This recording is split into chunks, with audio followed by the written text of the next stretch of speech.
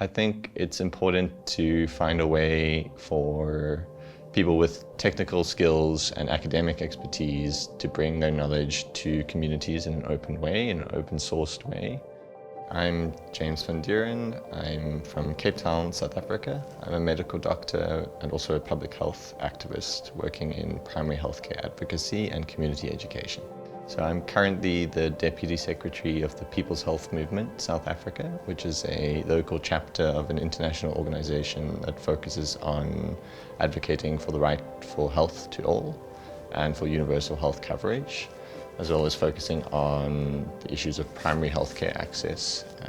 We do a lot of work in training community health workers and health forums, as well as in establishing health forums around the country, particularly in the Western Cape and the Eastern Cape and Gauteng.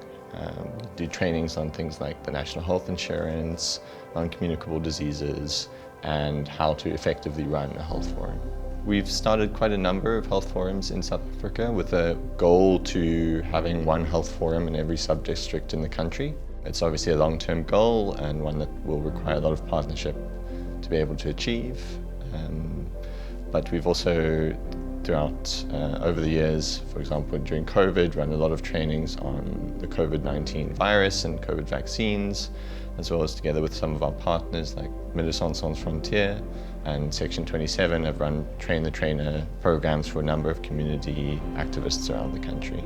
I think it's important to find a way for people with technical skills and academic expertise to bring their knowledge to communities in an open way, in an open-sourced way, and in a language and in a style that is understandable and adequate for the community that's wanting to learn.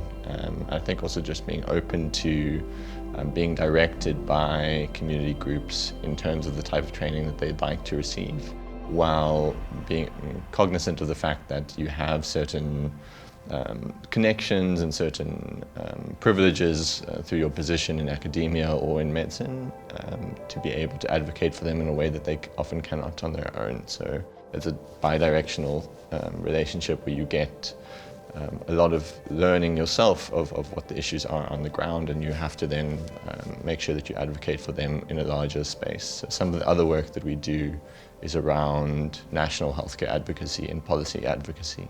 I started doing this sort of work back in medical school. I was running community primary healthcare clinics in my free time, and I had initially wanted to go into the laboratory research and medical research, and I realized that I could make more of an impact really with the people in front of me.